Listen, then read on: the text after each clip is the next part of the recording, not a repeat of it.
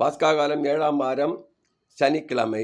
முதல் வாசகம் திருத்தூதர் பணிகள் நூலிருந்து வாசகம் 28ஆம் அதிகாரம் 16 முதல் 20 மற்றும் 30 முதல் 31 வரை உள்ள இறை வார்த்தைகள். ரோமையில் தனி வீட்டில் தங்கியிருக்க பவுல் அனுமதி பெற்றுக் கொண்டார்.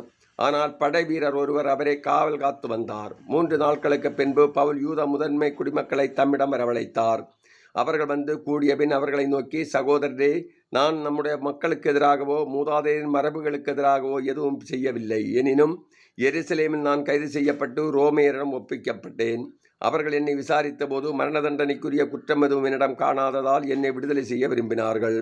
யூதர்கள் அதனை எதிர்த்து பேசியது நான் சீசரே என்னை விசாரிக்க வேண்டும் என்று கேட்க வேண்டிய கட்டாயத்துக்குள்ளானேன்.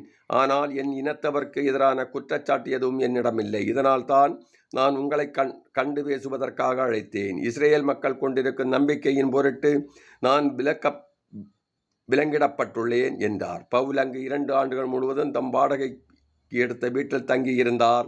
தம்மிடம் வந்த அனைவரையும் வரவேற்று இறையாட்சியை குறித்து பறைசாற்றி வந்தார். ஆண்டவர் இயேசு கிறிஸ்துவை பற்றிய முழு துணிவோடு தடை ஏதுமின்றி கற்பித்துக் கொண்டிருந்தார். இது ஆண்டவர் வழங்கும் அருள்வாக்கு. இறைவா உமக்கு நன்றி.